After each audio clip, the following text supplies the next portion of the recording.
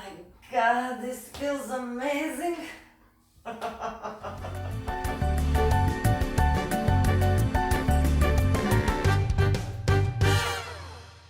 Hello, all of you beautiful people. You are here with Rasa the dancer, and yes, we are on one of my favorite places, which is the floor.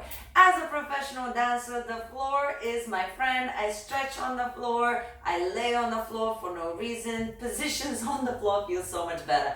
But today, we are talking about my friend, the foam roller, if I can even pronounce it properly. So now guys, this bad boy is super duper important in my life. It helps me to stretch in a way that I wouldn't normally be able to. It's so good for some injuries, it's so good for knots and all of the rest. And I had a lot of requests actually on how to use a foam roller, because in previous videos I mentioned before how I use it in the sense of one of the ways to do certain stretches. But today I will actually give you 5 different kinds of ways how you can actually use the foam roller to the biggest advantage. And also in the description box below, you're gonna get some information on where to find one as well. So anywho, subscribe to my channel before we continue any further, and I'll show you what this bad boy can do. Alright, so let's get it started. The first position, which is the most important position, is that you can lay down a long ways on top of it. You have to make sure that you go all the way down towards your lower back, towards all the way down the foam roller, and you're gonna lay all the way across it. So I shall demonstrate. You sit just like that on top, like right at the end, and the whole point is to make sure you have a long enough foam roller so that your neck is not falling off it. You want to have a straight line. So now, once you lay on it, you want to push your belly button right down on top of it, so there wouldn't be any gap between you and the foam roller. Once you're in that position, it's fantastic for your back. And then you can do many different things. You can stretch your neck. Oh, I clicked as well. And other positions as well, which I'm going to show you later. But this, even here, just to sway side to side and keep on pressing that belly button down, is an amazing position, because it just puts your spine in a straight, even position. It's an amazing place, especially if you have neck or back problems. This is fantastic. Try when you're getting off it, don't do like this. Try to just roll off it sideways, like it's recommended in most of the times when you do have a neck or a back problem. So that's position number 1 that really feels so good when you use foam roller. Alright, so now the number 2 exercise that I'm going to show you on the foam roller is starting again from the same position as I showed you in the position number 1. You lay here, you make sure your belly button is down, and now you're going to open up your chest. This is the best stretch ever if you're really tight on your chest. So now, there's quite a few things that you can do, but one of them is to open up your arms. So I'm going to bring my arms together like this. Yes, my elbows are touching. And now, look. I'm going to start opening in a straight line, and while I'm laying, I'm going to start just relaxing my hands down. And at some point, depending how stiff or flexible you are, is where your arms are going to go. But at some point, you're going to feel a stretch between your shoulder blades, your arms, and your chest.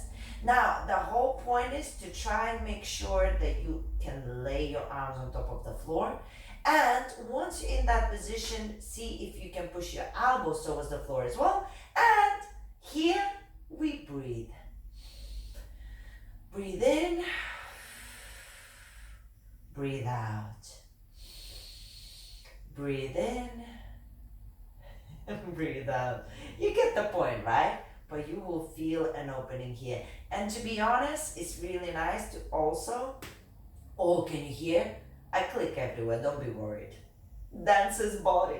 So here you can also rotate the arms down and up, and you again will feel things moving around the shoulder blades because your spine is in such a straight position. And also your chest will definitely be opening up all the way through here, which is amazing because that's the muscle that gets really, really tight as well. So it is super duper exercise number 2. I sometimes also love to do my core exercise on the foam roller. Again, once you are on the foam roller, this is gonna be the word of the night.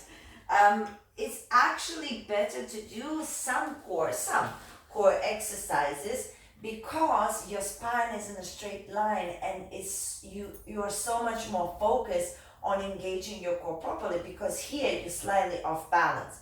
So you need a good position in your legs, and you can do your chest bringing up for an exercise for the core.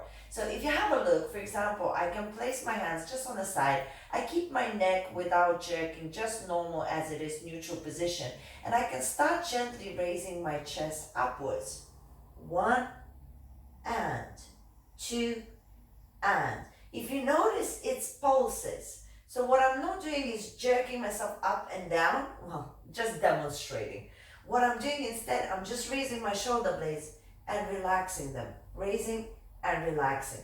And because you need to be stable on this position, your core is much more engaged than normally on the floor, because here you're responsible because there's a lot of movement if you're not really focused and tense. So this kind of exercise is really good for your core. Also, another very good exercise for the core using the foam roller is when you actually come in a sitting position on top of it, just like that, and then you keep your arms down for the balance, and now you bring your legs out, and then you bring them in. Always doing it really, really slow to make sure that you are feeling and contracting every single movement. Now, again, this is fantastic because your arms are keeping you in balance, but you need extra balance from your core.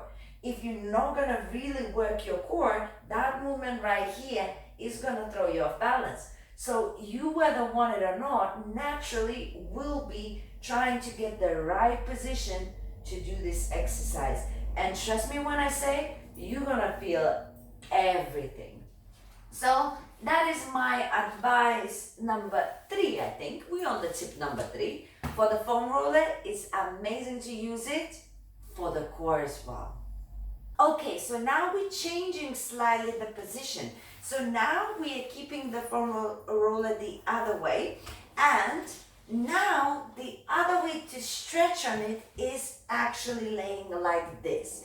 And what this actually does is stretches different part of your body, and most of it is the back.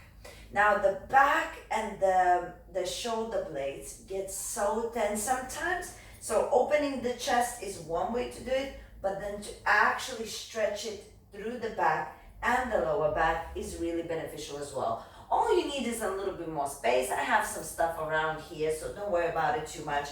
What you need is a little bit more space, and all you need to do is roll through your legs up and down. You can just relax into it. Try to do everything really gently. Try not to do anything too stupid, yes? And then also you can try and push the foam roller a little bit lower, and then you can make sure you actually stretch your lower back. You lay on your floor and you let just everything sink in. You can relax your legs down, and you just try and breathe through it. And just gently again rolling back, getting a position, staying in a position, breathing through it. Again, going in a little bit different position, laying on top, breathing through it, and so on and so forth, discovering different positions. And you will feel like all of these parts, they usually don't get to stretch very well. They get stretched very well with this bad boy right here.